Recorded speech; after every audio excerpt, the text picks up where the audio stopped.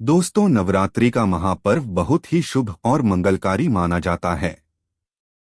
नवरात्रि के पूरे 9 दिन गंगा जल की हर एक बूंद की तरह पवित्र माने जाते हैं। ये शुभ समय भक्तों के जीवन में खुशियों की सौगात लेकर आता है। दोस्तों, आपको बता दें 2023 में इस साल मां दुर्गा हाथी पर सवार होकर पृथ्वी लोक में पधारेंगे। शास्त्रों में वर्णित है तथा मान्यताओं के अनुसार अगर शारदीय नवरात्रि पर यदि माता दुर्गा का आगमन उनके वाहन सिंह पर नहीं बल्कि हाथी पर होगा तो मान्यता है कि माता दुर्गा का हाथी पर सवार होकर आना बहुत ही शुभ और कल्याणकारी माना जाता है। जीवन सुखमय हो जाता है। भक्ति का भरपूर लाभ भक्तजनों को मिलता है। दोस्तों, इस बार नवरात्रि पूरे 9 दिनों तक मनाई जाएगी। ना एक भी दिन कम ना ज्यादा, पूरे 9 दिनों तक मनाई जाएगी। मां शेरावाली की विशेष रूप से पूजा आराधना की जाएगी। शारदीय नवरात्रि का महापर्व इस बार 2023 में 15 अक्टूबर दिन रविवार से शुरू होकर 23 अक्टूबर सोमवार के दिन समाप्त होंगे। ऐसे में शारदीय नवरात्रि पर माता दुर्गा की कृपा पाने के लिए कलश स्थापना का शुभ मुहूर्त है। 15 अक्टूबर को दिन में 11:44 से दोपहर 12:30 तक कलश स्थापना का शुभ मुहूर्त रहेगा। महाव्रत में की गई पूजा बहुत ही शुभ मानी जाती है। इससे समस्त देवी देवताओं की कृपा प्राप्त होती है और पूजा पाठ का फल कई लाख गुना प्राप्त होता है। ऐसे में जो व्यक्ति नवरात्र आने से पहले घर से यह चीजें बाहर कर देता है तो उसके घर में मां वैष्णो का होगा आगमन, माता लक्ष्मी का होगा वास, मां शेरावाली आपकी झोली खुशियों से भर देंगे। इसीलिए नवरात्र आने से पहले घर से ये चीजें फौरन हटा दें। दोस्तों, आज हम कुछ ऐसे ही गलतियों के बारे में जानेंगे जो अगर आपके घर में भी होती है तो माता लक्ष्मी कभी नहीं करती।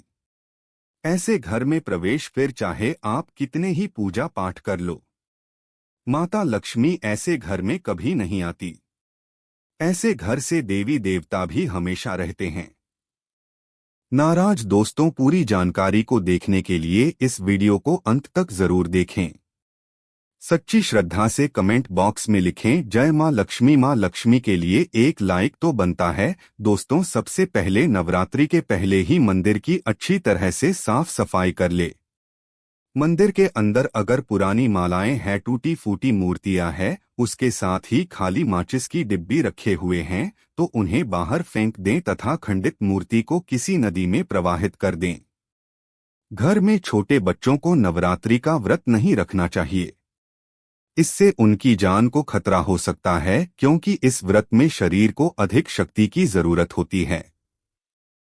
माता शेरावाली की तस्वीर अगर कांच के फ्रेम की है और वह हल्की सी भी अगर टूटी हुई हो तो ऐसी कांच को बदलवा ले या ऐसी तस्वीर को जल में विसर्जित कर दें। टूटी मूर्ति की पूजा करने से, टूटी तस्वीर की पूजा करने से आपकी श्रद्धा, भक्ति, व्रत आदि सब टूट जाता है। आपका व्रत खंडित हो जाता है। दोस्तों, नवरात्रि के 9 दिन बहुत ही पवित्र होते हैं। नवरात्रि के 9 दिनों घर को साफ सुथरा और पवित्र रखना अति आवश्यक है। इसीलिए नवरात्रि के 9 दिनों में ब्रह्मचर्य का पालन किया जाता है और तामसिक भोजन ग्रहण नहीं किया जाता। नवरात्र के 9 दिनों में माता रानी के भक्तों को प्याज, लहसुन, मांस, मदिरा और अंडे से दूर रहना चाहिए। अधिकतर भक्त नियम का पालन भी करते हैं लेकिन वह एक गलती कर बैठते हैं। वो नवरात्रि के 9 दिनों में अपने घर इन अपवित्र चीजों को रख लेते हैं। ऐसा भूलकर भी नहीं करना चाहिए। भागवत पुराण के अनुसार नवरात्रि के 9 दिनों तक माता रानी अपने भक्तों के घर में वास करती है। अगर आप भी चाहते हैं कि माता रानी आपके घर में वास करें तो आप अपने घर के वातावरण को पवित्र रखें और नवरात्रि शुरू होने से पहले ही अपने घर से प्याज, लहसुन, मीट, अंडा और मदिरा को बाहर निकाल दें। अपने घर को साफ रखें। इन वस्तुओं को घर से बाहर निकालने के बाद अपने घर में गंगाजल का छिड़काव अवश्य करें। भगवद गीता में भगवान कृष्ण कहते हैं, बगैर गंगा जल छिड़काव कोई भी मंगल कार्य सफल नहीं माना जाता। गंगाजल का छिड़काव स्वयं भगवद गीता में श्री कृष्ण ने बताया था। अगर आपके घर में गंगाजल ना हो तो मार्केट से गौमूत्र ला सकते हैं और गौमूत्र लाकर आप गौमूत्र का अपने घर में छिड़काव करें। बस थोड़ा सा पानी में डाल लें। इससे आपके घर का वातावरण पवित्र हो जाएगा।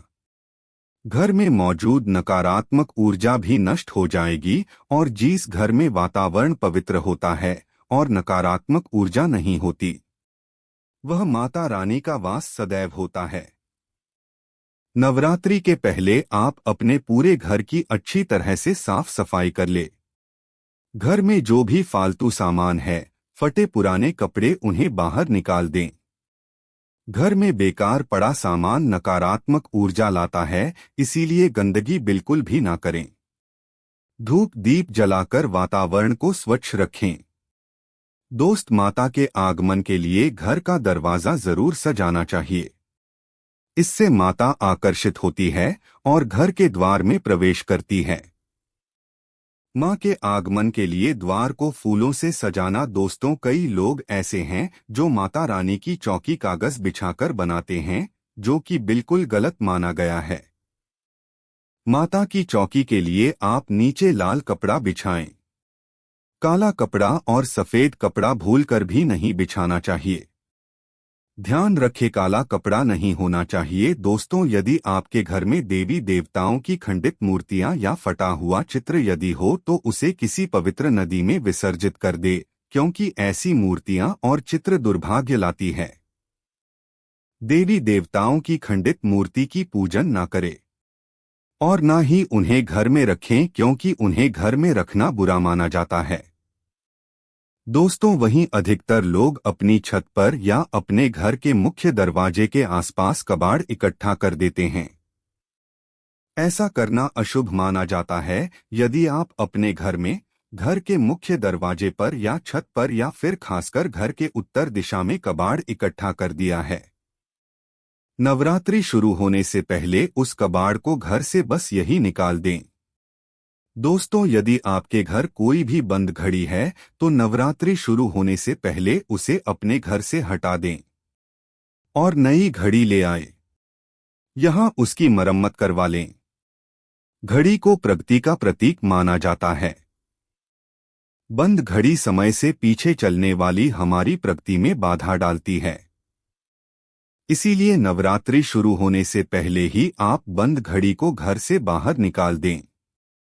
दोस्तों, यदि आपके घर के मंदिर में किसी भी तरह का कोई फालतू सामान रखा है, जैसे कि सड़े गले फूल, अगरबत्ती, धूप बत्ती के डिब्बे या माचिस आदि के डिब्बे या कोई भी खाली पैकेट मंदिर में ना रखें, या फिर कोई फटी पुरानी धार्मिक पुस्तक या भगवान की कोई भी पुराने कपड़े जो फट गए या मुकुट माला जो खराब हो गई है, तो उन्हें आप जितना जल्दी हो सके अपने मंदिर से नवरात्रि से पहले आप अपने मंदिर की और मंदिर के आसपास की साफ सफाई अवश्य ही करें, तभी माता रानी की चौकी स्थापित करें।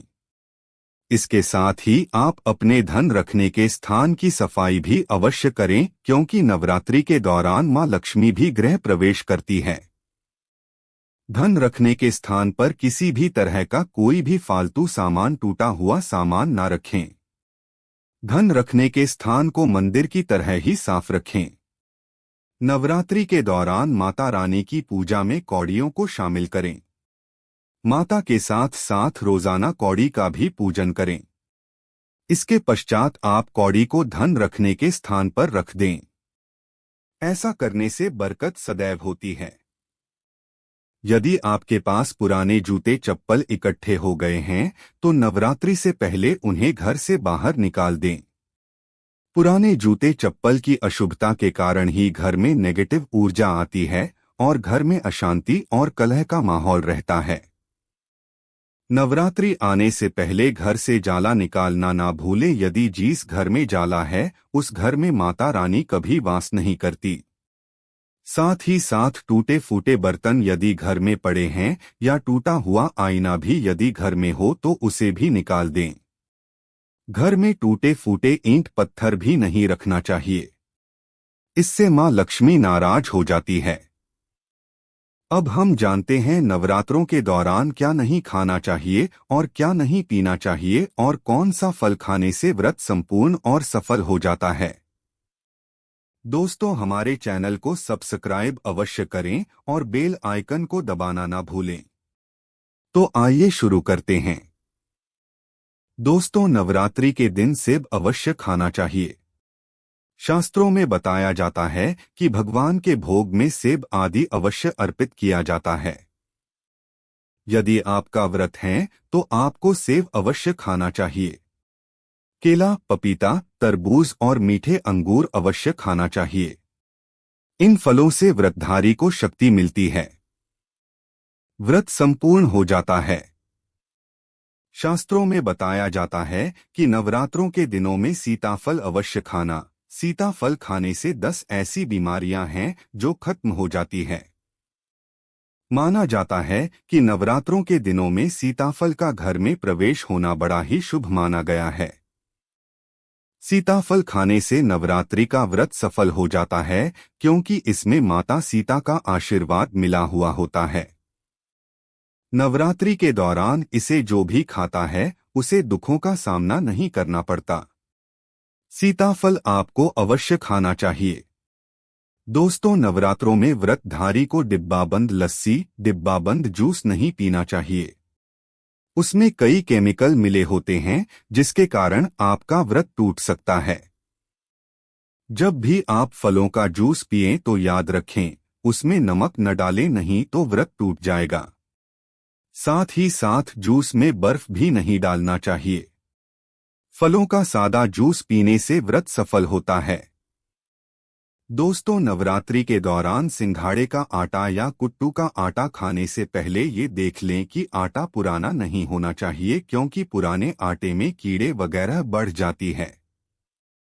इसके कारण आपका व्रत टूट सकता है, क्योंकि ये छोटे छोटे कीड़े हमें दिखाई नहीं देते और आपके मुंह तक पहुंच जाते हैं। ऐसा आटा खाना मतलब कीड़े मकोड़ों का मांस खाने के बराबर माना गया है।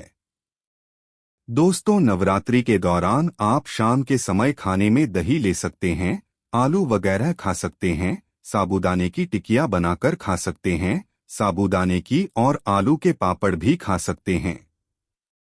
कई सब्जियां तो ऐसी हैं जो नवरात्रि के दौरान भोजन में शामिल, इससे आपको एनर्जी मिलेगी। और नवरात्रि के दौरान आप दूध पी सकते हैं जो आपको ताकत देगा। चाय वगैरह भी पी सकते हैं, किंतु याद रहे उसमें नमक न डालें। एक बात का ध्यान रहे, व्रतधारी को पेट भर खाना यानी गले तक भोजन नहीं करना चाहिए, नहीं तो व्रत रखने का कोई भी फायदा नहीं होगा। थोड़ा थोड़ा खा सकते हैं। दोस्तों, नवरात्रि के 9 दिन आदि शक्ति मां दुर्गा को समर्पित होते हैं। नवरात्रि के 9 दिन माता के 9 अलग अलग स्वरूपों का पूजन किया जाता है।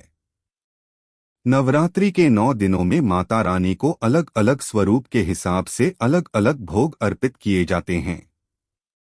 किंतु क्या आप जानते हैं, कुछ ऐसी वस्तु है जिन्हें नवरात्रि के दौरान भूलकर भी माता रानी को अर्पित नहीं करना चाहिए।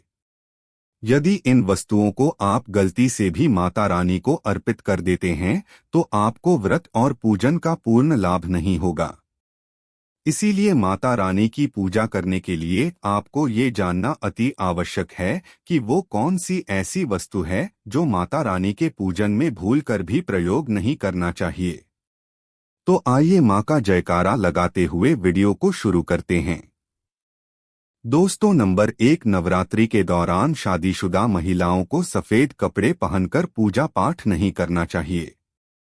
साथ ही साथ काले कपड़े भी नहीं पहनना चाहिए। इससे पूजा, व्रत आदि खंडित हो जाती है। माता की चौकी जब आप लगाए तो उसके कागज नहीं लगाना चाहिए।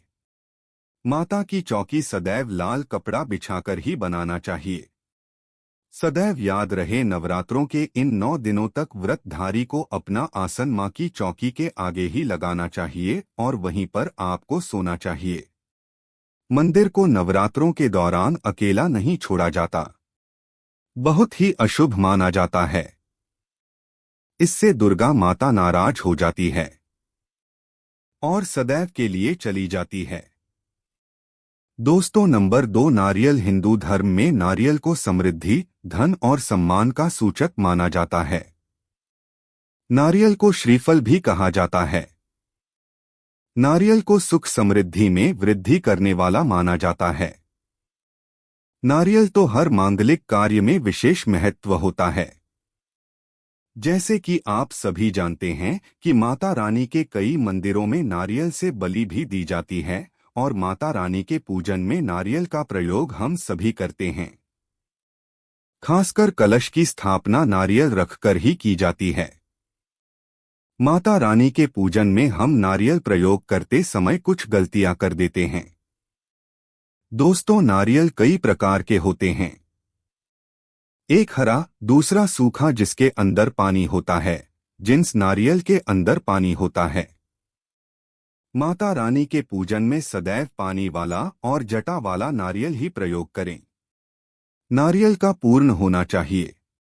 नारियल चटका हुआ में टूटा हुआ नहीं होना चाहिए, क्योंकि साबुत नारियल ही पूर्ण और पवित्रता का प्रतीक होता है। साबुत नारियल ही सुख समृद्धि का प्रतीक होता है।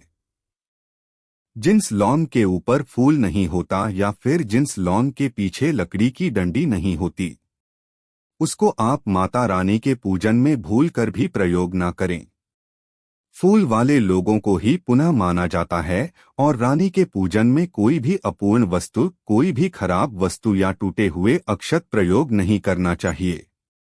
इसीलिए सदैव माता रानी के पूजन में फूल वाली लौंग का ही प्रयोग करें। दोस्तों, नंबर 4, तुलसी के पत्ते अर्पित नहीं करने चाहिए। मां दुर्गा के पूजन में तुलसी पत्र का प्रयोग करना वर्जित माना जाता है।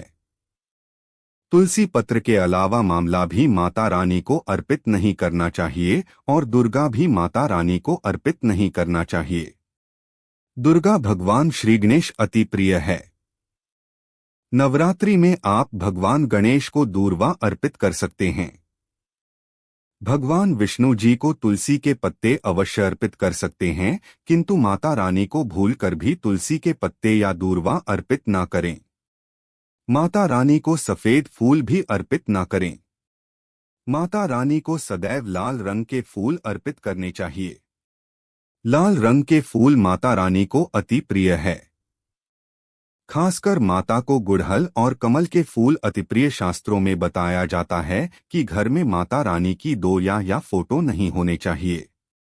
इस बात का भी आप विशेष ध्यान रखें कि माता रानी के पूजन में कोई भी खंडित चीज प्रयोग न करें। पंडित चीज जैसे कि चटका हुआ या टूटा हुआ दीपक या फिर अटका हुआ कोई बर्तन। साथ ही ये भी ध्यान रहे कि लोहे के और प्लास्टिक के बर्तन आप माता रानी के पूजन में प्रयोग न करें, क्योंकि प्लास्टिक के चाइनीज बर्तन हड्डियों के पाउडर से मिलकर बनते हैं। ऐसा ना करें। ऐसे बर्तनों को माता रानी के पूजन से सदैव दूर। माता रानी को जो पुष्प अर्पित कर रही है, उन्हें सुनते नहीं सुनते हुए फूल या गिरे हुए फूल या फिर मुरझाए हुए फूल माता को अर्पित ना। दोस्त, नवरात्रि के अष्टमी और नवमी तिथि पर कन्या पूजन का विधान है। दोस्तों, वीडियो पसंद आई हो तो कमेंट बॉक्स में जय माता दी अवश्य लिखें और चैनल को सब्सक्राइब करके बेल आइकन जरूर दबा आएगा, जिससे कि आने वाली वीडियो सबसे पहले देख सकें। मिलते हैं अगले वीडियो में। धन्यवाद।